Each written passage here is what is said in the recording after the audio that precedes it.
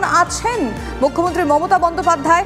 কালীঘাটের বাড়িতে চিকিৎসকদের তত্ত্বাবধানে মুখ্যমন্ত্রী রয়েছেন, তার চিকিৎসা চলছে। আর ইতিমধ্যেই জানা যাচ্ছে মুখ্যমন্ত্রী ক্ষতস্থান পরীক্ষাও করেছে মেডিকেল বোর্ড। কি বলছেন তারা, চিকিৎসকরা কি বলছেন, সেই সমস্ত ডিটেল আপডেট সায়ন্ত সরাসরি দেবে। সায়ন্ত, একদম ইলিবা, দেখো মুখ্যমন্ত্রী মমতা বন্দ্যোপাধ্যায়ের বাড়িতে গতকাল এসএসকেএমের 3 জন বিশেষজ্ঞরা গিয়েছিলেন। তারা কিন্তু যেখানে ক্ষত তৈরি হচ্ছে অর্থাৎ কপালে এবং নাকে, সেই জায়গাটা তারা ভালো করে খতিয়ে দেখেন। একই সঙ্গে একাধিক পরামর্শ দিয়ে এসেছেন মমতা বন্দ্যোপাধ্যায়ের পরিবারের সদস্যদের। যেমন খাবারের বিষয়, মুখ্যমন্ত্রী মমতা বন্দ্যোপাধ্যায় যেটুকু খাবেন তার বেশি যেন জোরাজুরি না করা হয়। দ্বিতীয়ত, ঘুম হচ্ছে কিনা সেইটা ভালোভাবে দেখার জন্য বলা হয়েছে পরিবারের সদস্যদের। 3 নম্বর, মুখ্যমন্ত্রী মমতা বন্দ্যোপাধ্যায় পালস রেট, রক্তচাপ বারবার করে পরীক্ষা করতে হবে। অর্থাৎ একাধিক বিষয়ে কিন্তু পরামর্শ দেওয়া হয়েছে এসএসকেএমের চিকিৎসকদের তরফে।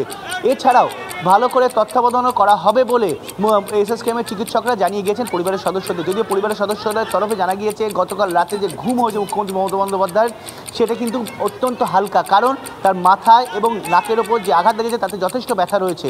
একই সঙ্গে খাবারও তিনি অল্প খেয়েছেন। অর্থাৎ গত 48 ঘন্টা আগে যে ঘটনা ঘটে যায় তারপরও কিন্তু তার ব্যথা এবং শারীরিক দুর্বলতা এখনো রয়ে গিয়েছে বলে তার পরিবার সূত্রে খবর।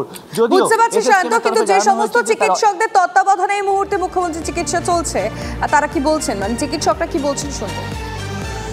সামনে ধাক্কা বা পেছনে ধাক্কার কোনোটাই ইউজুয়ালি হয় না, বাট এরকম হতে পারে যে পেশেন্ট ভাবতে পারেন যে একটা কিছু যেন পেছন থেকে আমাকে সরিয়ে দিল বা কিছু।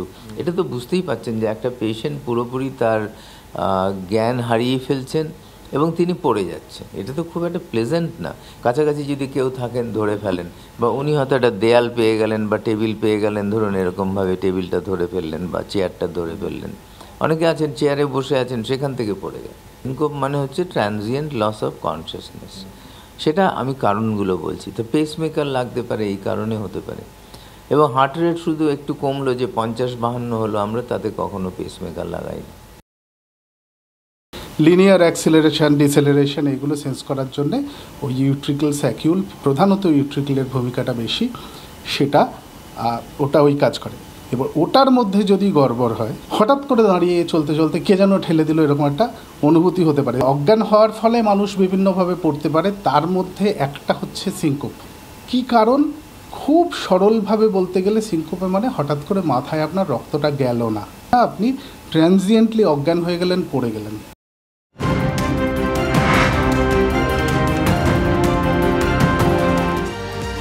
এবারে আসি পরে খবরে। নির্যাতিতাদের অভিযোগ শুনতে সন্দেশখালীর পথে বিজেপি নেত্রী প্রিয়াঙ্কা টিবরেওয়াল। তিনি দাবি করেছেন যে হাইকোর্ট তাঁকে সন্দেশখালী যাওয়ার অনুমতি দিয়েছে। সন্দেশখালী মহিলারা বাইরের লোকজনের সঙ্গে নির্ভয়ে কথা বলতে চান, সে কারণে তিনি তার দলের কিছু কর্মীদের নিয়ে সন্দেশখালী পথে রওনা দিয়েছেন। হাইকোর্টের তরফ থেকে নির্দিষ্ট করে বিজেপি নেত্রীর কাছে কি নির্দেশ দেওয়া হয়েছে একটু জানার চেষ্টা করব ডিটেলসে। শ্রাবন্তী আমাদের সঙ্গে রয়েছেন। শ্রাবন্তী, দেখো কোয়েল, আজকের আইনজীবী প্রিয়াঙ্কা টিবরেওয়াল তিনি তার গোটা টিম নিয়ে সন্দেশখালী যাচ্ছেন। উদ্দেশ্য একটাই, যারা নির্যাতিতা রয়েছেন তারা যাতে তার কাছে এসে সরাসরি অভিযোগ করতে পারেন। তার কারণ এই মামলায় প্রিয়াঙ্কা টিবরেওয়াল দাবি করেছিলেন যে সমস্ত নির্যাতিতারা রয়েছেন তারা রাজ্য পুলিশে আস্থা রাখতে পারছে না। বহু মহিলা রয়েছেন যারা সরাসরি এসে অভিযোগ জানাতে পারছেন না, যার ফলে পরবর্তী সময় হুমকিরও ভয় থেকে যাচ্ছে। এটার জন্যই এই ধরনের একটা কমিটি, তারা এই ধরনের একটা টিম তিনি তৈরি করেছেন এবং সেখানে হাইকোর্টের নির্দেশ অনুযায়ী তিনি চলে যাচ্ছেন আজকে সন্দেশখালীতে। ইতিমধ্যে তিনি রওনাও হয়ে গেছেন। এই টিমের মুখ্য কাজ হবে প্রত্যেক মহিলার সঙ্গে কথা বলা, তাদের অভিযোগগুলি বয়ান আকারে লেখা এবং সেখানে একটা হলফনামা তৈরি করা, যে হলফনামা পরবর্তীকালে রিপোর্ট আকারে কলকাতা হাইকোর্টে জমা দেওয়া হবে, যার উপর এই মামলার অন্যতম যে রায় যাই হোক না কেন সেটা এই মহিলাদের যে বক্তব্যগুলো আজকে উঠে আসবে সেটা অন্যতম বড় প্রভাব ফেলতে পারে বলে অনেকেই মনে করছেন। প্রিয়াঙ্কা টিবরেওয়াল মনে করছেন প্রায় শতাধিক মহিলা থাকবেন আজকে তার কাছে এসে বয়ান লিখতে। বেশ, নজর থাকবে আমাদের। শ্রাবন্তীর সঙ্গে থাকুন। অন্যদিকে শুভেন্দুর মন্তব্যের প্রতিবাদে আজকে খেজুরিতে ধিক্কার মিছিল ও সভা করবে তৃণমূল কংগ্রেস। খেজুরি যে জায়গাটা অত্যন্ত সিগনিফিকেন্ট পলিটিক্যালি, খেজুরি থানার জনকা থেকে বিদ্যাপীঠ মোড় পর্যন্ত মিছিল ও সভা হবে। আচ্ছা, এই মিছিলে কারা কারা থাকবেন, কি বার্তা পৌঁছবে এই মিছিলের মাধ্যমে, কনিষ্ক আমাদের রিপোর্টারের কাছ থেকে এই বিষয়ে আরো ডিটেল জানবো আমরা। কনিষ্ক,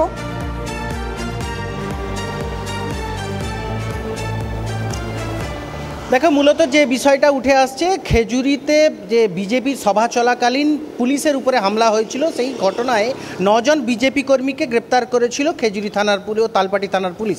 মূলত তারই প্রতিবাদে বিরোধী দলনেতার নেতৃত্বে গতকাল খেজুরি জনকা এলাকা অর্থাৎ খেজুরি থানার সামনে থেকে বিদ্যাপীঠ মোড় পর্যন্ত এই দীর্ঘ পথ তারা কিন্তু মহা মিছিল এবং সভা করেন। সেই সভা থেকে তৃণমূল কংগ্রেস এবং রাজ্যের মুখ্যমন্ত্রী সম্বন্ধে যেসব কটূক্তি করেছেন সেই ঘটনা বা সেই মন্তব্যের প্রতিবাদে কিন্তু তৃণমূল নেতা কুণাল ঘোষ ও কাঁথি লোকসভার প্রার্থী উত্তম বারিক সহ জেলা তৃণমূলের প্রথম সারির নেতৃত্বরা উপস্থিত থেকে সেই একই জায়গায় অর্থাৎ একই লোকেশন থেকে জনকা থেকে বিদ্যাপীঠ মোড় পর্যন্ত তারাও পদযাত্রা করবেন এবং এই পদযাত্রায় হাজার হাজার তৃণমূল কর্মীরা উপস্থিত থাকবেন। তার পাশাপাশি কিন্তু বিদ্যাপীঠ মোড়ে প্রতিবাদ সভা হবে।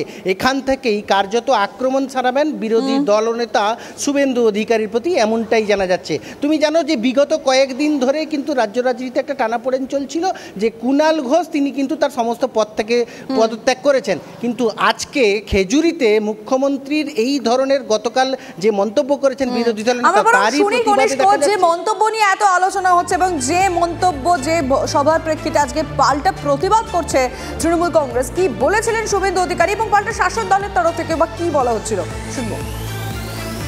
রাজ্যটা বুঝে নেব, বেশি দিন আর রাজনৈতিক আয়ু নেই তৃণমূলে। বাজার খুব খারাপ, বাজার খুব খারাপ, মাথা ঘুরিয়ে যাচ্ছে আর ধপ ধপ করে পড়ে যাচ্ছে, মাথা ঘুরছে, লো প্রেসার হচ্ছে আর ধপ ধপ করে পড়ে যাচ্ছে। পড়া তো শুরু হয়েছে উপর থেকে, নিচ অব্দি পড়া শুরু হয়ে যাবে। বিরোধী দলনেতার এই মানসিকতা, সারা বাংলার মহিলারা এই ব্যঙ্গ এবং কটূক্তির প্রতিবাদ করতে তৈরি হয়ে আছে। গণতান্ত্রিক পদ্ধতিতে যে জবাব দেওয়ার সেটা মহিলারা দিয়ে দেবেন।